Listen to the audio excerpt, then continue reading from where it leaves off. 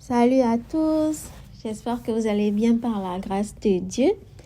Alors, je vous reviens avec la suite. Donc, cette fois-ci, on est toujours dans le premier chapitre de Tite, mais cette fois-ci, on va évoluer au verset 6. Donc, la dernière fois, on a parlé du fait que Paul écrivait à Tite avec un but bien précis, c'était donner des directives par rapport à l'ordre qui doit se faire, qui doit être maintenu, aux affaires qui devaient être réglées, mais aussi à l'établissement des pasteurs. Il fallait mettre en place des pasteurs dans chaque ville.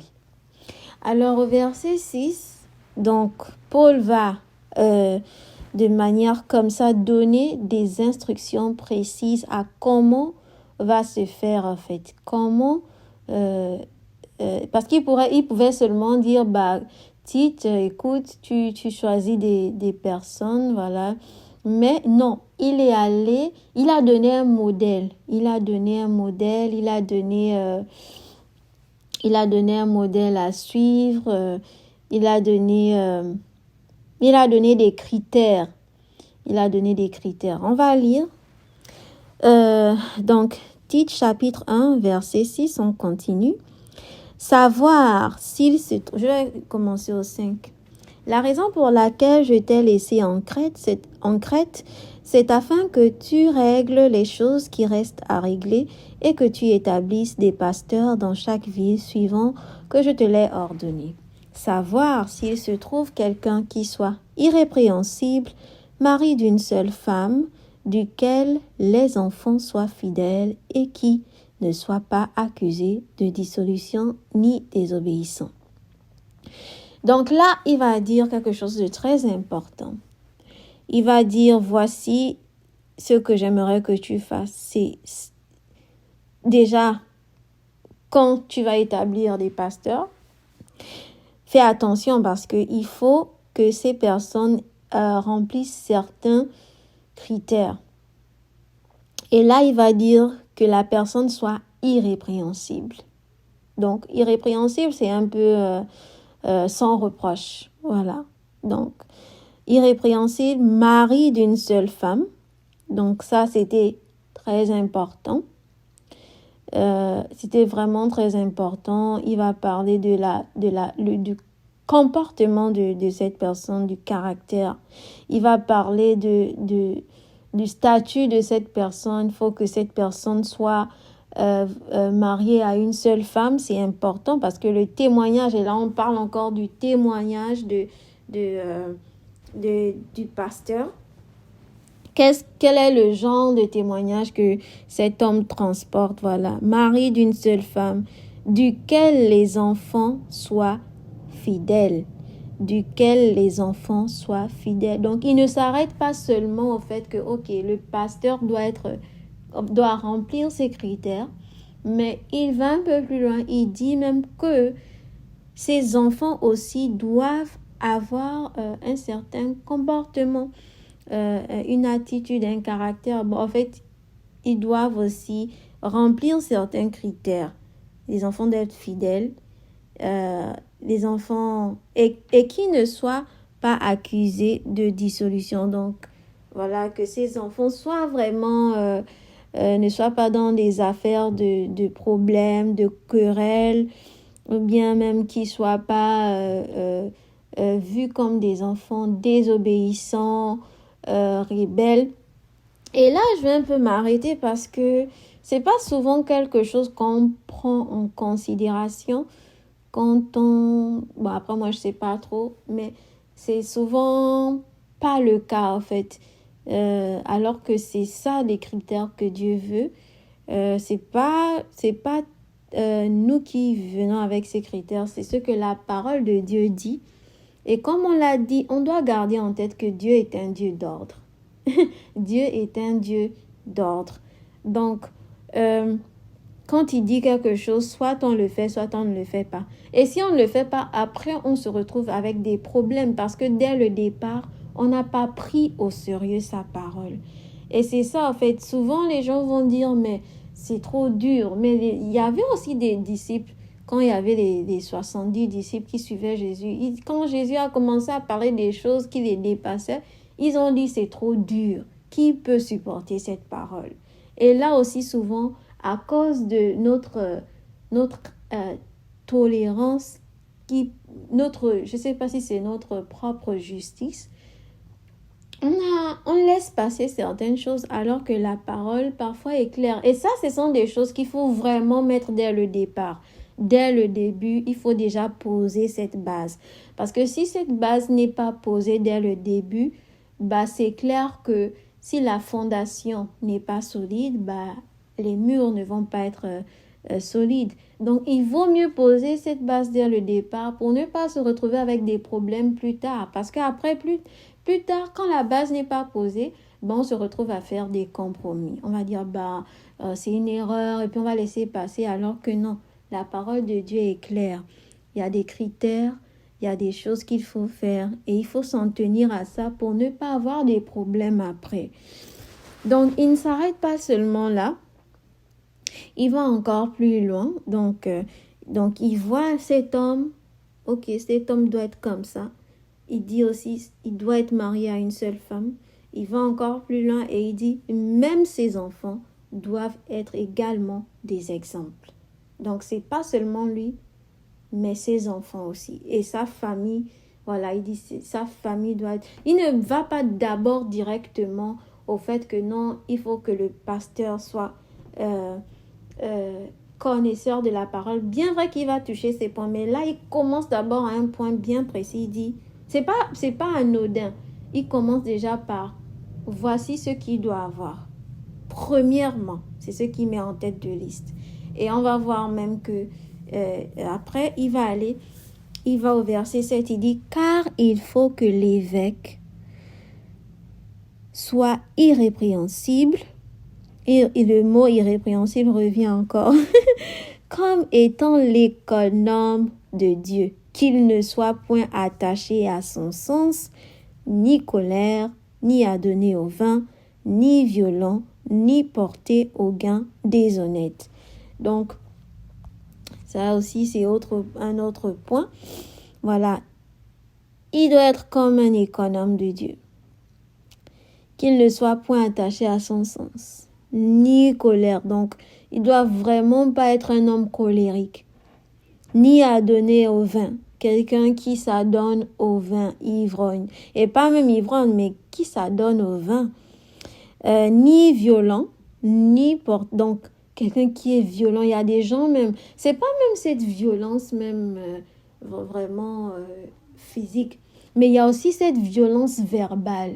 C'est-à-dire qu'il y a des gens, quand ils parlent, ils sont violents pour aucune raison. Et ils sont ils disent entre griffes hommes de Dieu, mais il y a une certaine violence, il y a une certaine colère qui émane en fait d'eux. Ni porté au gain déshonnête. Voilà, il y a une certaine convoitise. Ils recherchent le gain, ils recherchent à prendre, à dominer sur les autres, ils recherchent à tirer profit des autres. Il dit non. Mais qu'il exerce l'hospitalité, qu'il aime les gens de bien, qu'il soit sage, juste, saint, tempérant. Donc, on dit qu'il doit être il doit faire preuve d'hospitalité. Je sais pas. Il doit faire preuve d'hospitalité. Il doit aimer les gens de bien. On ne doit pas le voir en compagnie des moqueurs. Voilà. Il ne doit pas être en compagnie des moqueurs, en compagnie des gens qui sont mauvais. Voilà. Si tu te balades avec les gens méchants quelque part, c'est à revoir. Voilà. C'est quelqu'un qui doit être vraiment... qui doit faire preuve d'hospitalité. Voilà. Il représente Dieu. Il doit faire preuve d'hospitalité. Il doit avoir... il doit être il doit aimer les gens qui sont bien. Il doit être sage. Il doit être sage. Sage, c'est pas forcément qu'il connaît beaucoup de choses, mais dans sa manière même d'intervenir, d'aborder des questions, des sujets, c'est avec sagesse. Il doit être juste. Il doit être juste dans ses jugements. dans sa manière d'interagir avec les gens. Il ne doit pas faire preuve de partialité. Il ne doit pas faire preuve d'injustice, mais il doit être juste, il doit être saint, il doit être tempérant, c'est-à-dire patient. Voilà, et tout ça, ça relève de la douceur du Seigneur. Il doit être attaché, et là on parle vraiment maintenant, on va maintenant dans quelque chose qui concerne maintenant l'enseignement. On dit au verset 9, attaché à la véritable doctrine qui doit être enseignée, en sorte qu'il soit capable tant d'exhorter, suivant cette doctrine salutaire, que de convaincre ceux qui s'y opposent. Donc là, on met aussi encore en évidence le fait que il doit être attaché à la véritable doctrine. Donc, il ne suffit pas de dire, oui, il est irrépréhensible, il a tout ça. Mais est-ce qu'il est attaché à la véritable doctrine de Christ? Il doit être attaché à cette véritable doctrine. Parce que il doit être à mesure d'enseigner afin d'exhorter les gens, mais aussi afin de convaincre ceux qui s'opposent à cette doctrine. Donc, en gros, il doit connaître la doctrine du Seigneur. Il doit connaître la doctrine du Seigneur. C'est pour ça qu'il est vraiment important que quelqu'un qui dirige le peuple de Dieu doit connaître la doctrine du Seigneur. Et c'est là où maintenant on touche maintenant l'aspect maintenant enseignement, c'est-à-dire que il doit connaître la doctrine du Seigneur parce que à cette époque, il doit être capable d'exhorter selon cette doctrine. Il doit d'abord être attaché à cette véritable doctrine. Pas la fausse doctrine, la véritable doctrine du Seigneur Jésus-Christ. Donc, quand on parle de doctrine, c'est l'enseignement de Jésus, ce qu'il a donné, tout ce dont il a parlé, son enseignement. Sur quoi est-il basé? Sur quoi l'enseignement de Jésus est-il basé? Être capable d'exhorter, il doit être à mesure d'exhorter, c'est-à-dire de parler, de prêcher, d'encourager, d'interpeller les gens selon cette doctrine. Il doit être à mesure, il doit être capable de refuter les contradicteurs, de convaincre ceux qui ne croient pas, selon aussi cette même doctrine. Mais s'il n'est pas attaché à cette doctrine, qu'est-ce qu'il va exhorter? Comment il va exhorter selon la doctrine? Comment il va refuter les contradicteurs, ceux qui ne croient pas à la parole, le message de Jésus? Donc, il faut qu'il y ait cet attachement. Comme ça, il pourra bien défendre la doctrine du Seigneur. C'est pas un jeu. C'est pas un jeu parce que on va encore aller au verset, disons, il dit, car il y en a plusieurs principalement parmi ceux de la circoncision qui ne veulent point se soumettre, qui parlent de choses vaines et qui séduisent les âmes auxquelles il faut fermer la bouche. Verset 11, qui pervertissent des familles entières, enseignant pour un gain honteux ce qu'on ne doit pas enseigner. Donc, je crois qu'on va, on va peut-être... Bon, je vais continuer. Quelqu'un d'entre eux, leur propre prophète, a dit, les Crétois sont toujours menteurs, ce sont des méchantes bêtes, des ventres paresseux. Ce témoignage est bien véritable. C'est pourquoi reprends-les vivement, afin qu'ils deviennent saints en la foi, sans s'arrêter aux fables judaïques et aux ordonnances des hommes qui se détournent de la vérité. Donc, vraiment, il dit ici que sans s'arrêter aux fables judaïques et aux ordonnances des hommes qui se détournent de la vérité. C'est d'ailleurs pourquoi on dit que c'est très important qu'ils soient attachés à la véritable doctrine. Parce qu'il y avait des fables, il y avait des choses qui se disaient, il y avait vraiment des fausses doctrines qui étaient là, qui circulaient.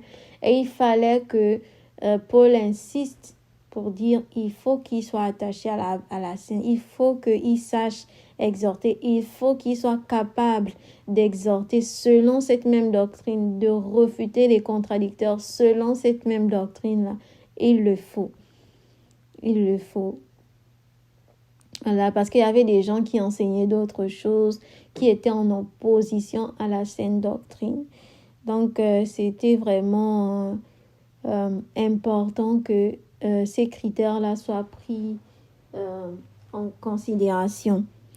Et il va aller au verset 15, je vais continuer. Il dit, toutes choses sont bien pures pour ceux qui sont purs, mais rien n'est pur pour ceux qui sont impurs et pour les infidèles.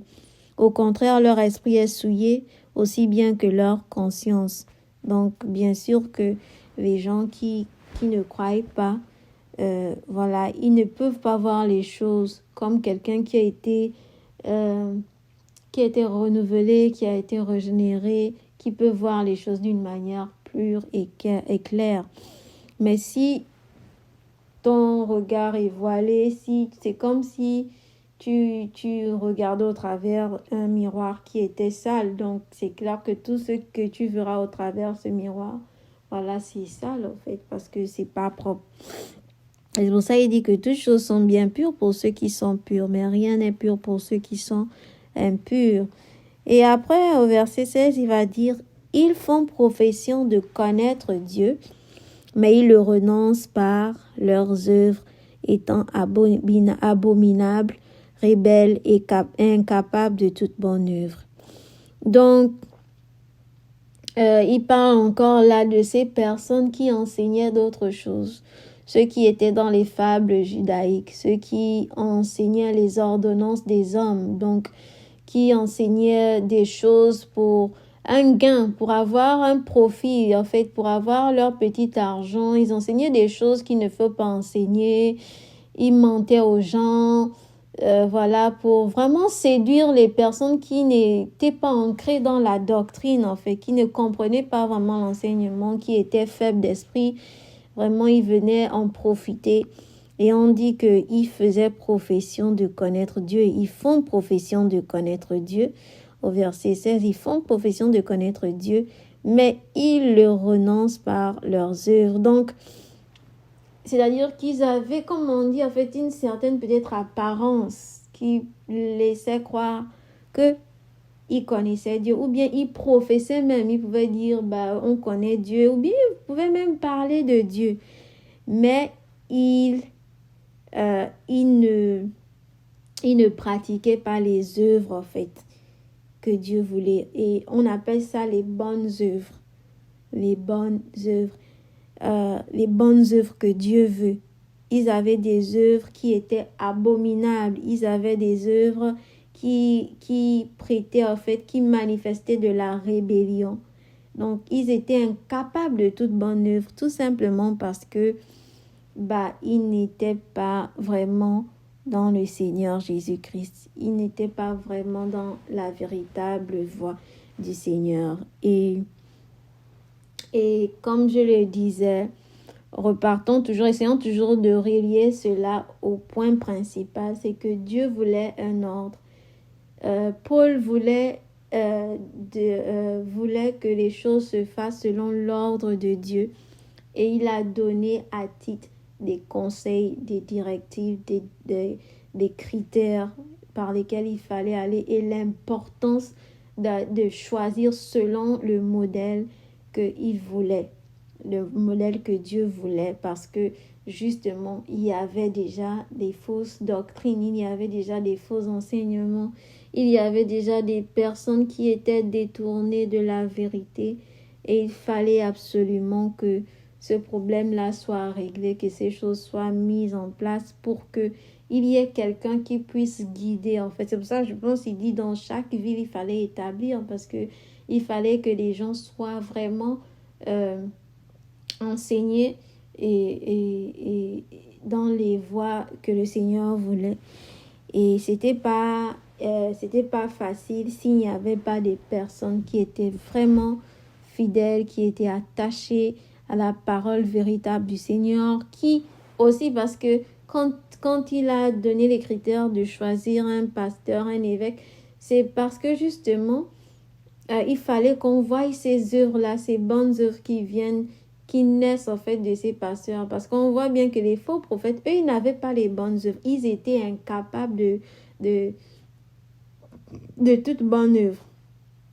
Voilà, c'était plutôt des œuvres abominables, c'était plutôt de la rébellion qui se manifestait. Ils étaient incapables de toute bonne œuvre. Alors que là,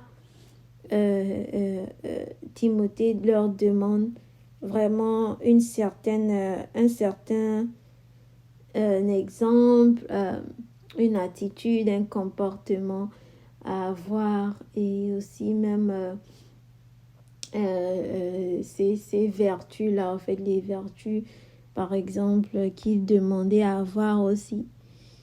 C'était aussi important, l'hospitalité, aimer les gens de bien, que les évêques soient sages, bon, les pasteurs soient sages, justes, saints, tempérants. Ces vertus-là, en fait, étaient vraiment, vraiment ce qu'il fallait pour un évêque. Alors aujourd'hui, je vais m'arrêter là. Je pense pas que j'ai grand-chose à dire. Je pense que cette lettre est assez claire. Et bien sûr, en lisant vous-même, vous pouvez encore trouver d'autres choses. Comme je disais, le but n'est pas de tout donner. Et puis d'ailleurs, on ne peut jamais épuiser la parole de Dieu. Il y a toujours des choses à découvrir. C'est toujours des choses sur lesquelles on doit méditer sans cesse. Donc, il faut vraiment prendre le temps de relire ça. Et ça aussi, c'est important en tant que chrétien de lire ces choses parce que c'est comme ça que normalement les choses doivent être faites. Souvent, tu vas voir des gens qui vont te dire, mais ils vont se poser des questions. Est-ce que tel, c'est vraiment un enfant de Dieu? Est-ce que tel, c'est vraiment un serviteur de Dieu? Est-ce que tel, là, c'est vraiment un serviteur de Dieu? Mais on n'a pas à se poser vraiment des questions comme ça encore. Parce que tout est clair là, en fait. Souvent, comme je l'ai dit, c'est nous qui voulons essayer de... Je ne sais pas si on veut être un peu plus sage que Dieu, ou bien si on veut peut-être... on pense qu'on est peut-être plus sage, je ne sais pas. Mais j'ai l'impression que parfois, on pense qu'on a plus d'amour que Dieu. C'est-à-dire que si Dieu dit quelque chose, que ça, c'est comme ça que ça doit être fait. Nous, on pense que non, bon, tel, vraiment. Non, c'est pas comme ça. Si depuis le commencement, la base n'est pas mise, que c'est comme ça que ça doit se faire, bah, ce sera compliqué après. Et on n'aura que nos yeux pour pleurer. Mais quand c'est depuis la base que c'est appliqué, ok, qu'est-ce que Dieu demande dans sa parole? Est-ce que cette personne est comme ça? Est-ce que cette personne parle de la doctrine selon la piété? Il n'y a pas de rébellion. On peut prendre des exemples tout simplement comme ça. On n'a même pas besoin d'une révélation. On va voir qu'est-ce que Dieu demande d'un pasteur. Comment il doit se comporter? Quelle est sa manière de vivre? Sa famille? Quel est le témoignage de cet homme? Personnellement d'abord, quel est son témoignage? Quel est le témoignage par rapport à sa famille? Est-ce qu'il est marié? Est-ce qu'il est marié à une femme, comme la parole de Dieu nous demande? Est-ce que ses enfants sont des enfants qui sont obéissants? Est-ce que ce sont des enfants qui ont un bon témoignage? Voilà. Est-ce que il est attaché à la parole de Dieu? Est-ce on voit qu'il est dans la parole de Dieu, qu'il connaît, il s'attache à la parole de Dieu, il s'attache à vivre pour ressembler au Seigneur, il s'attache à cette parole. Est-ce que il est capable, je demande, on ne dit pas qu'il doit être éloquent ou quoi que ce soit, mais est-ce qu'il est capable d'exhorter dans cette parole? Est-ce qu'il est capable de transmettre cette vérité? Pas une vérité diluée. Est-ce qu'il est capable de refuter les contradicteurs, de se tenir et de s'opposer aux contradicteurs et de maintenir la saine doctrine et de combattre ce combat-là pour la vérité et non contre la vérité? Est-ce qu'il est capable? Ça, c'est important. Donc, c'était pas vraiment... c'est des choses que on doit aussi nous-mêmes savoir. Est-ce que c'est ça? Parce que souvent, les gens, pas les gens, mais personnellement, ou bien les gens peuvent se dire, ah, mais comment je sais que voilà, la doctrine est comme ça? Non, on a déjà parlé. Est-ce que tu comprends l'évangile? Est-ce que tu sais c'est quoi la doctrine de Christ? Est-ce que tu sais c'est quoi le fondement des choses? Qu'est-ce que tu sais en fait de l'enseignement de Jésus? Donc, quand on va venir demain, après-demain, te dire quelque chose, tu dois être en mesure de dire, mais non, ça, c'est pas la doctrine du Seigneur. Donc, voilà un peu, on va continuer prochainement dans Tite chapitre 2. Je vous ai dit que c'est vraiment une courte épître. Donc, on va aller encore en détail dans le chapitre 2 parce que là, aujourd'hui, on a juste pris le temps de parler sur comment Tite devait choisir les pasteurs qu'il devait établir dans chaque ville. Sur quoi devait-il se baser? Quels étaient les critères? Est-ce que c'était parce qu'ils étaient amis? Non. Est-ce que c'était parce qu'ils se sont connus? Non. Est-ce qu'ils choisissaient selon la chair? Pas du tout. Est-ce qu'ils choisissaient selon, je sais pas, un lien familial, une affaire de famille? C'était pas une affaire de famille. C'était qu'il fallait respecter l'ordre que Dieu voulait. Donc, et c'est comme ça qu'on doit continuer. Et ça, c'est depuis le fondement, la base. Regardons, lisons attentivement et prenons note et sachant que ce sont ces choses qu'on doit regarder. Si un homme de Dieu n'a pas ces choses, pourquoi se précipiter? Pourquoi chercher à dire, oh oui, il a la puissance, il a des prophéties. On n'a pas parlé de prophéties ici, hein? On n'a pas parlé de ça. On a parlé de son caractère, on a parlé de son témoignage, on a parlé du fait que comment il est attaché à la parole de Dieu, comment il ne prêche pas autre chose que ce qui a été dit. Et c'est ça dont on a parlé. Le reste, ça, on n'a pas mentionné ça. Du moins, depuis qu'on lit, on n'a pas encore mentionné quelque chose d'autre. Voici ce qu'on a mentionné ici. C'est à ce qu'on doit s'en tenir. Donc, qu'il soit charismatique, qu'il soit très éloquent, c'est pas ça d'abord. Est-ce que les critères qu'on nous a donnés, c'est ça que l'homme de Dieu remplit? Et c'est comme ça qu'on doit voir s'il y a la douceur du Seigneur qui est à l'œuvre, s'il y a la tempérance, s'il y a l'hospitalité, si c'est pas un homme qui est colère, qui est toujours dans les colères, même sa manière de parler, tu sens une colère, tu dis mais c'est comment, il y a quoi, qu'est-ce qui se passe? Donc vraiment prenons le temps, ces choses ont été écrites pour nous, pour Tite. Bon, ça a été écrit pour Tite, mais je crois qu'aujourd'hui on peut s'en servir pleinement pour ne pas suivre toute personne qui se dit homme de Dieu ou pasteur. Mais on doit regarder ces choses à la loupe. Oui, je dis bien à la loupe. Ne nous croyons pas plus sages que Dieu. Si on voit que ces choses manquent, on doit être sincère et dire non, je vois pas ça en cet homme de Dieu.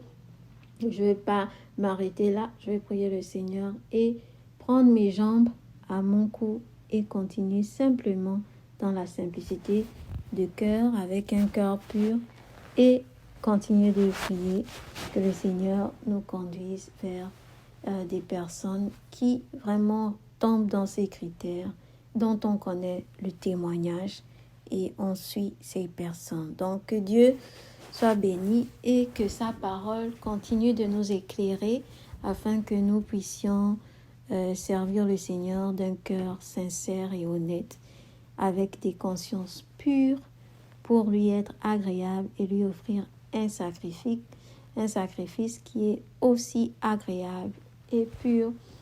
Et que vous soyez encouragés et bénis. Bye.